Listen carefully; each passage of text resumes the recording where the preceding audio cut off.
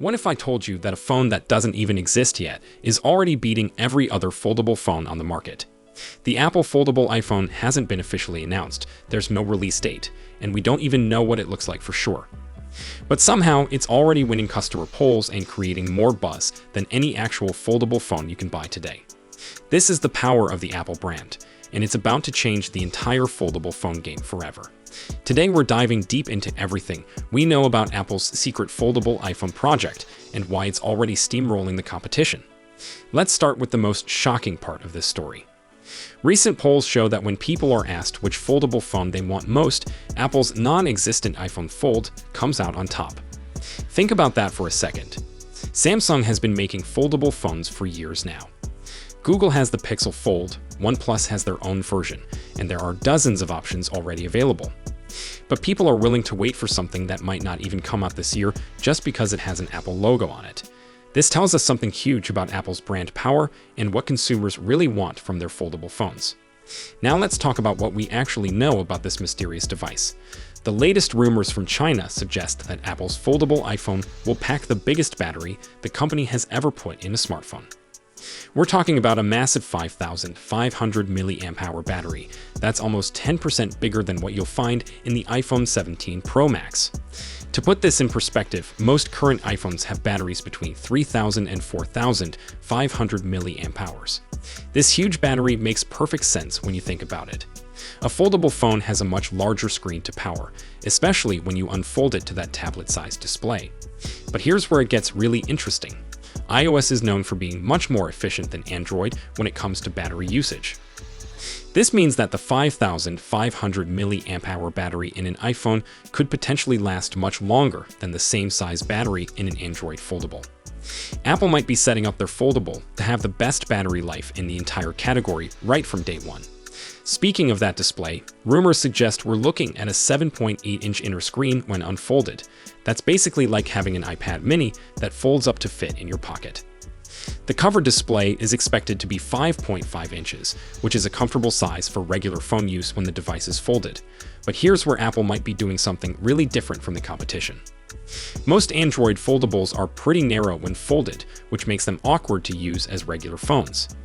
Apple's version is rumored to have a wider design when folded, making it feel more like a normal iPhone in your hand. This could solve one of the biggest complaints people have about current foldable phones, that they're too skinny and hard to type on when closed. The camera setup is also interesting. We're hearing about two 48-megapixel rear cameras and two 18-megapixel front cameras. That's a lot of camera power, and having cameras on both the inside and outside makes sense for a foldable design.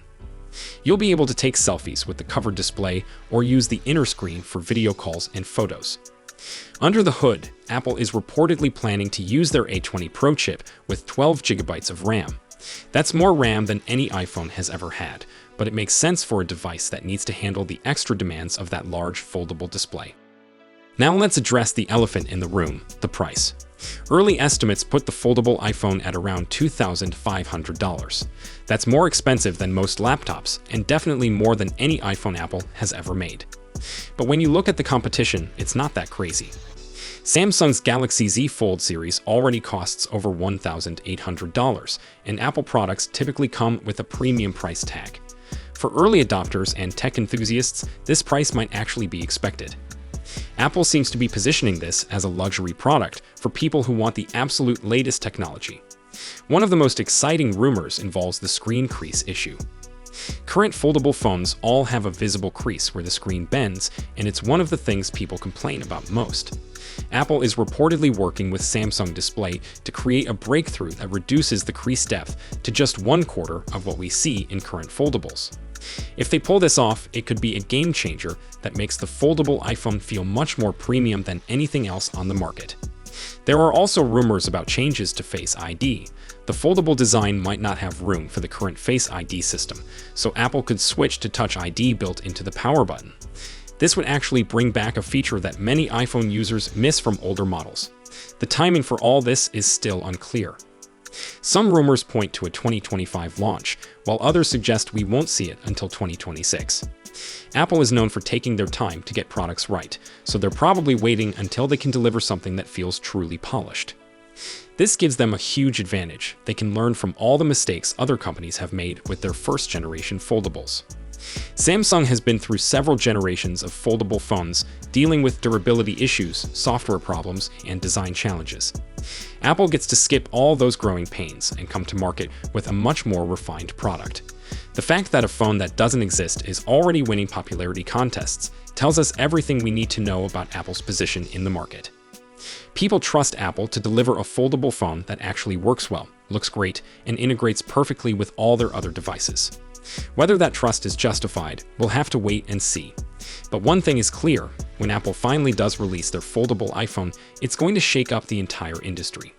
What do you think about Apple's approach to foldable phones? Are you willing to wait for their version instead of buying one of the foldables available today? Drop your thoughts in the comments below, and don't forget to hit that like button if you found this video helpful, and subscribe for more tech news. So that's all we know for now. We'll be sure to keep you updated as soon as we have more information. Thanks for watching.